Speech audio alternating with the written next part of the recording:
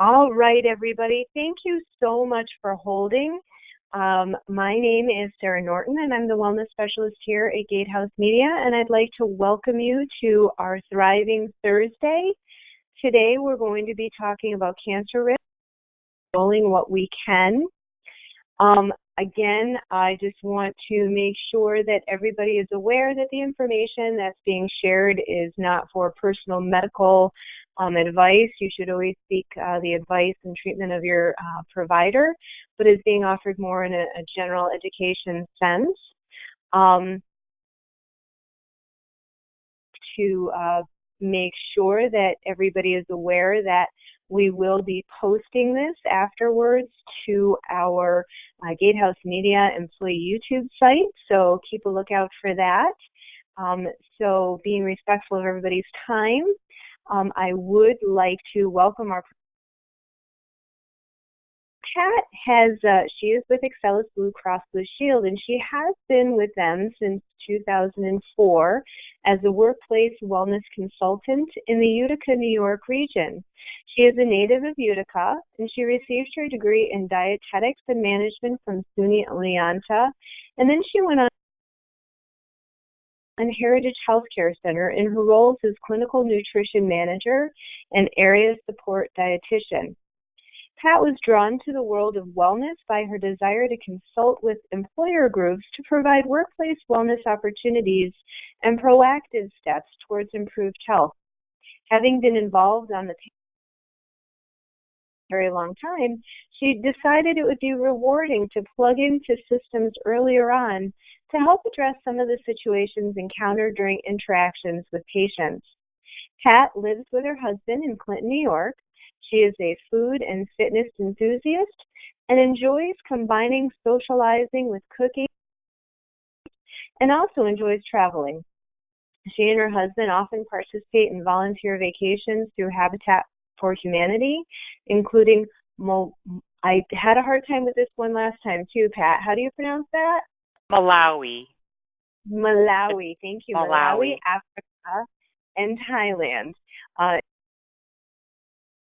Time. She is also the president of the Mohawk Regional Dietetic Association and takes improv classes in Utica. And before I pass the baton on to Pat, I realized I forgot to let everybody know that while we are in the webinar, we will be in a listen-only mode. Screen, you should see the ability to ask questions via chat. What we'll do is we'll let Pat kind of go through her presentation, but as you have questions, please feel free to send those in. And then at the end of the presentation, we'll go ahead and see if Pat can answer any questions. So without, what I'm going to do is I'm going to you and let you go ahead and drive the bus. So here it comes.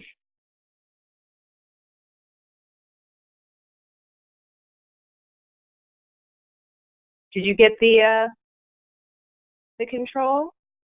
Not yet. Of course not. It all worked before.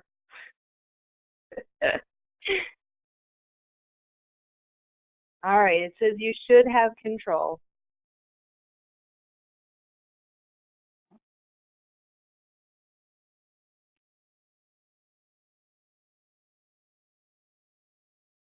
Yeah, nothing came up yet. Why? All right, let's try this one more time, and then if not, then I'll just turn the slides for you. Okay, that would work too. All right. Did it go over? Yeah. Yay, there you go. Okay. Awesome. All right. Thank you, Pat. All right. Thank you, Sarah. Thank you, everybody. Nice to be back. I presented a few months ago, and always glad to have the opportunity to talk to you. I had mentioned last time as well, I'm a big fan of our local Observer Dispatch, and I have been since I was a kid, and it's just such a great way to start the day with my cup of coffee and my newspaper. And it seems that almost every day in the paper you read something else about cancer. So what we'll focus on today is really what you can control And that's why this topic is cancer risk, control what you can, because we know prevention is key and also early detection is very important. So those are some of the things that we will be covering as we go ahead.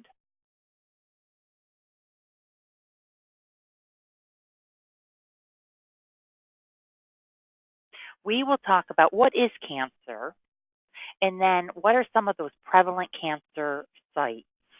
Because it can affect so many different parts of our body, but there's some that just tend to be more prevalent than others. And I want to increase some awareness about that. And then really focus on, okay, there's some things that are out of our control, but what can we do? Identify those controllable risk factors.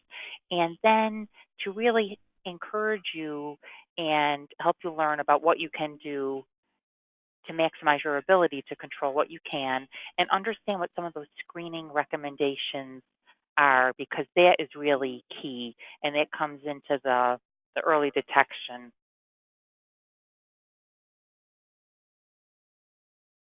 It seems like everybody knows somebody, every family is affected by somebody that has cancer.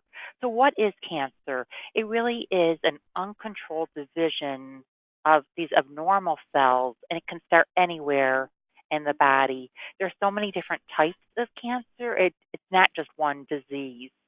There is some good news with this, though, that through early diagnosis, through screening, your chances are so much better. So the earlier something's detected, the better. Your primary care provider, your physician, is really the gatekeeper for your care, and they play such a pivotal role in this. So I know when I go to my doctor and he will say about when was your last colonoscopy, when was your last mammogram, just kind of doing a checklist to make sure I had everything done that I'm supposed to have done. With this too, you don't want to wait till you get sick. It's also important as part of the prevention side of things, and to go for the regular exams as you are supposed to. And your physician will help come up with a schedule for how often you need to be monitored and evaluated. Let's talk about risk factors. It's really anything that increases our chance of developing a disease. What increase our risk? And some of the ones that we really have no control over would be our age. So every year we get older. Some of the genetics and what we inherited from our family and our race and our ethnicity. But there are some things that we can do, and our use of tobacco is definitely one of them. We'll talk about that more as we go along. Diet and physical activity, and they really go hand in hand. So the energy that we're putting into our body, where are those calories coming from? And are we getting lots of the fruits and the vegetables that have so many different components in them to help reduce our risk? And then the physical activity also helps reduce our risk of cancer. And then how much sun are we getting? And I know lately it seems like there has been more rain than sun, but here in the Utica area, it's a beautiful sunny day and sunshine feels so good, but there's some things to do to help reduce your exposure to the harmful parts of that sun and even in the clouds.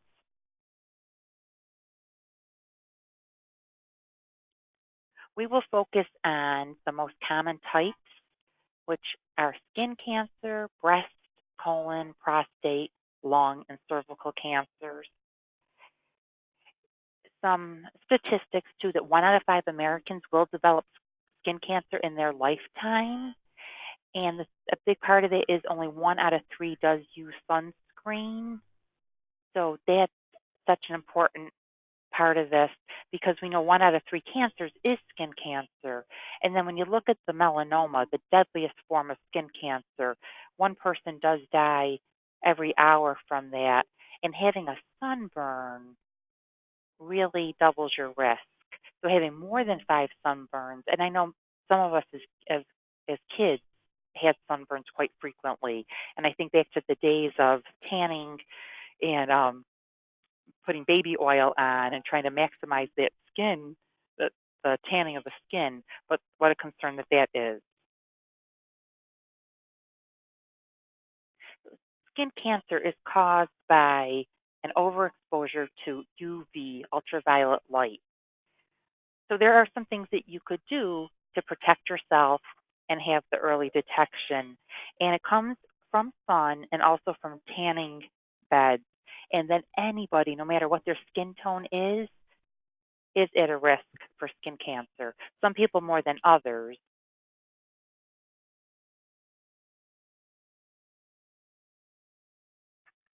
For those that have a large number of moles and certain types of moles, they're at an increased risk. If your skin is likely to burn easily, to freckle, to redden, to become painful, there's an increased risk. Having blue or green eyes, blonde or red hair, having a family history, a personal history, and overall a lighter natural skin color are all risk factors for skin cancer. What can you do about this? One thing is to wear a nice brimmed hat to shade your face, your head, your ears, and your neck. So do whatever you can to cover your exposed skin. Wear sunglasses because even our eyes are at risk, and sunglasses help protect us from the UV and UVB. Wear sunscreen with a 15 or higher. Be in the shade, and then do avoid indoor tanning. Sunscreen does work best when it's used whether in shade, even on cloudy, shady days, and to reapply it every couple of hours, especially after swimming, sweating, or toweling off. Also, a good idea to wear the hat, the sunscreen, and then stick to the shade when you can.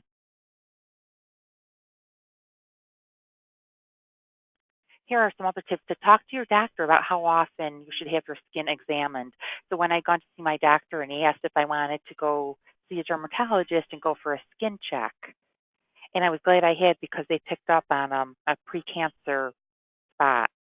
Knowing your own skin is really important too. You know your body the best. So to be aware of normal patterns and then anything that changes. Exams by the doctor and also by checking your own skin frequently is a real good idea. And then especially important for people with reduced immunity, they have had skin cancer before or have a strong family history. I do want to talk about breast cancer too because it's the second leading cause of death in women, and 98% of breast cancer patients survive when they're diagnosed early. It can happen to men. It's rare, but men are also able to get breast cancer.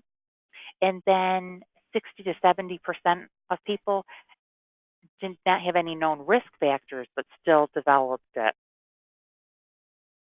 Good idea is starting at the age 40 to talk to your doctor about when to start mammograms, what's best for you. Here are some of the risk factors that do increase our chances of breast cancer, and it's age, having changes with our genes, these genetic mutations, our reproductive history, our medical history, if we've had breast cancer before, being overweight after menopause, drinking alcohol, and lack of physical activity.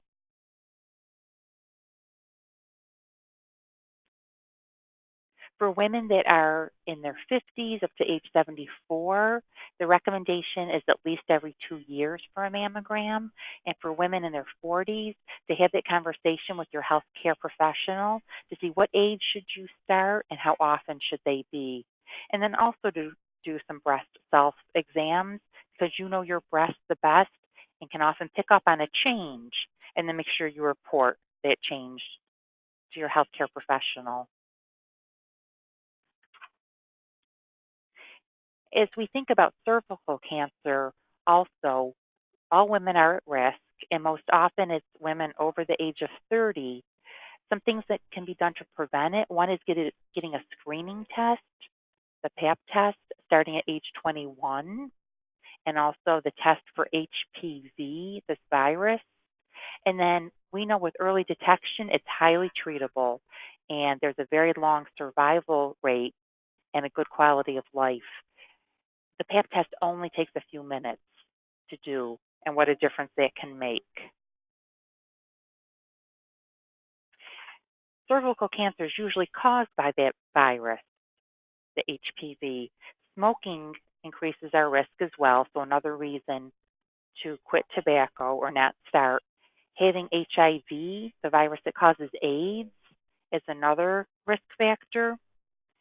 Being on birth control for a long time, 5 years or more, giving birth to 3 or more children, having several sexual partners. So just some things to be aware about, and as a reminder to get that test done.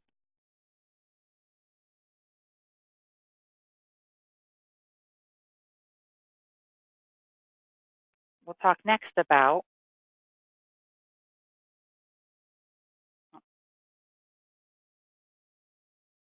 colon cancer.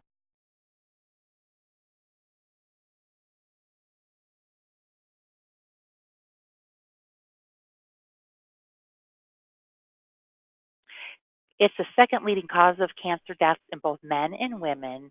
And if everyone over the age of 50 had a regular screening test, at least 60% of the deaths from this cancer could be avoided. The screening recommendation is for ages 50 to 75.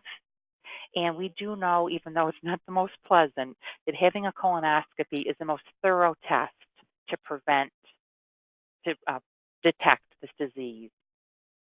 If, let's say, you have a colonoscopy and there's no polyps, you are good for 10 years. Then you're on the 10-year plan because it does grow so slow. If you do have polyps, your physician will recommend having one done sooner.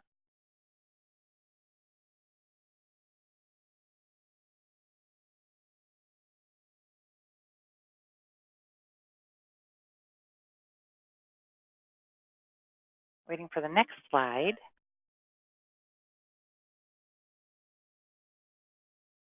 Who is at risk?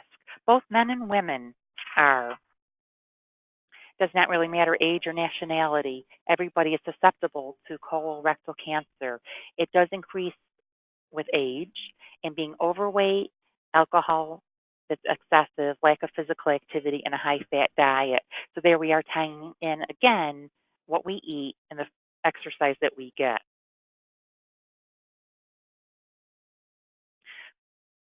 We do know that for men and women, it's about equal as far as how many people are diagnosed with colon cancer, and 1 out of 20 will develop it in their lifetime.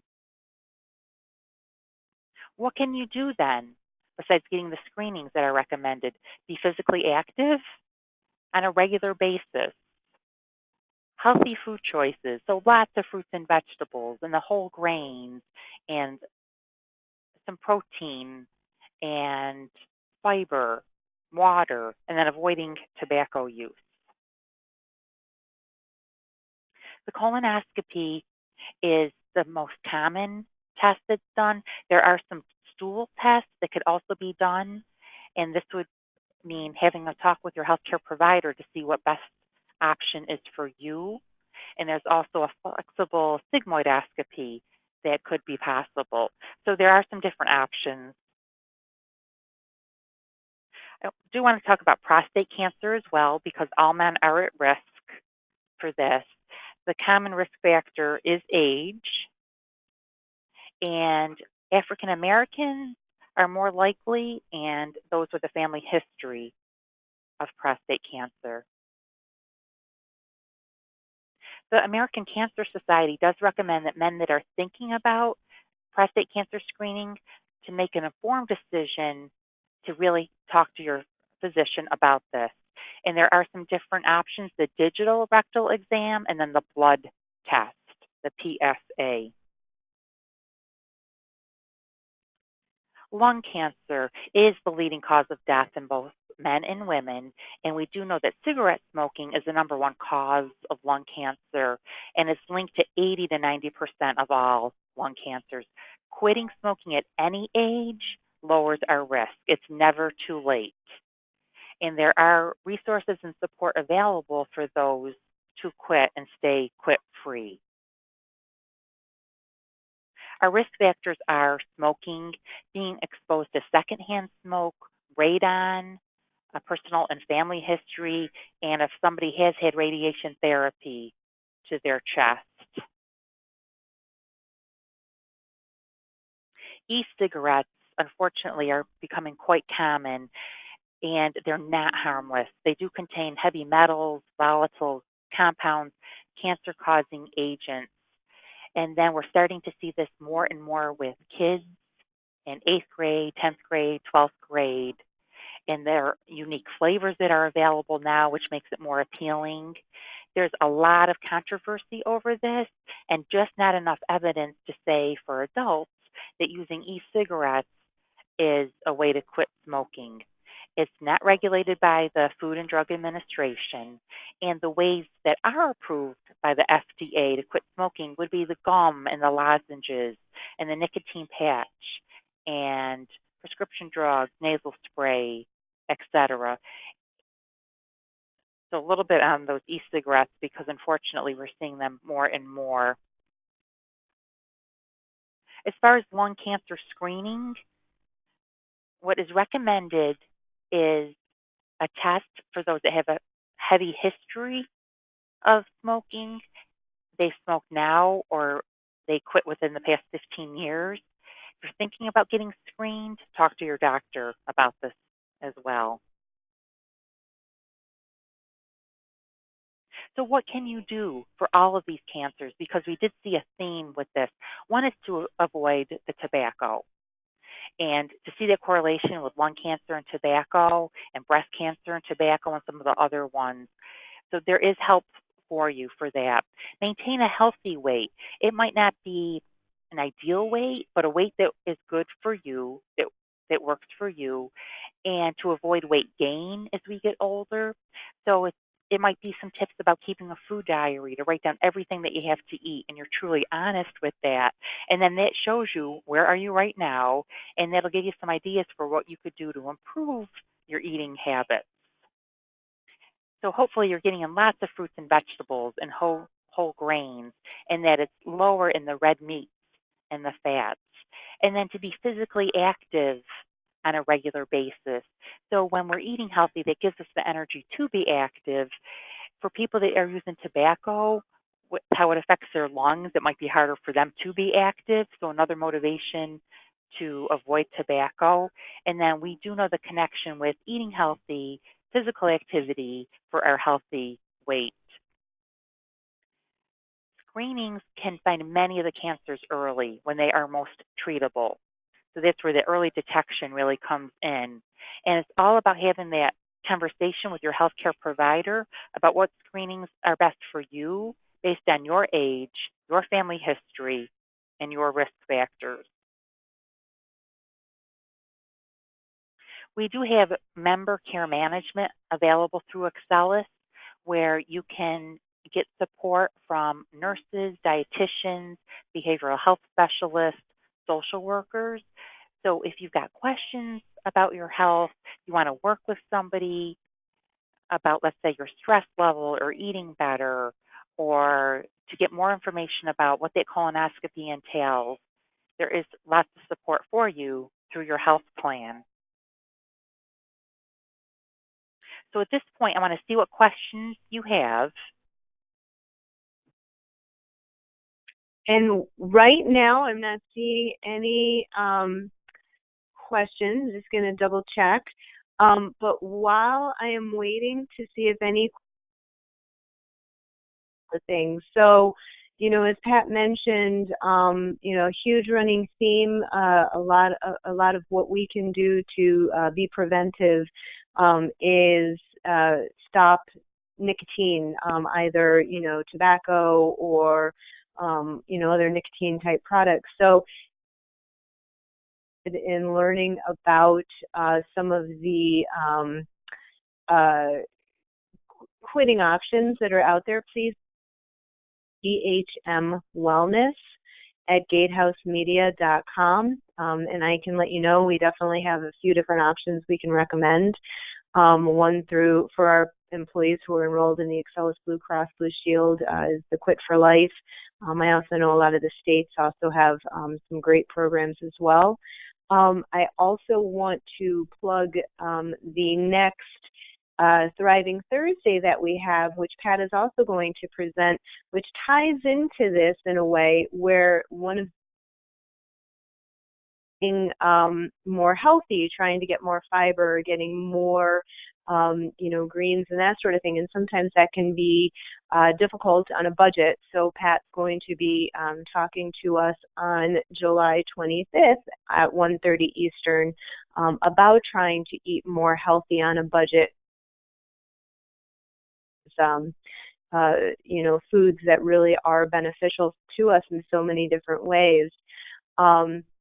And then two, for people who are interested in scheduling some of their preventive care but feel like they don't have time either to find out where the best place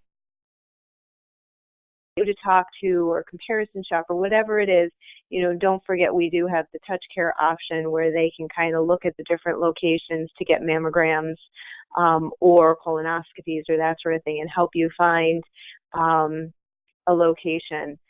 So, and if you need more information on that, again, please ghmwellness@gatehousemedia.com. And so far, the only thing I see at this moment is a comment from one of our participants. It says, "I can't stress screenings enough. Caught mine 6 years ago because breast cancer." I'm going down, and this is really important.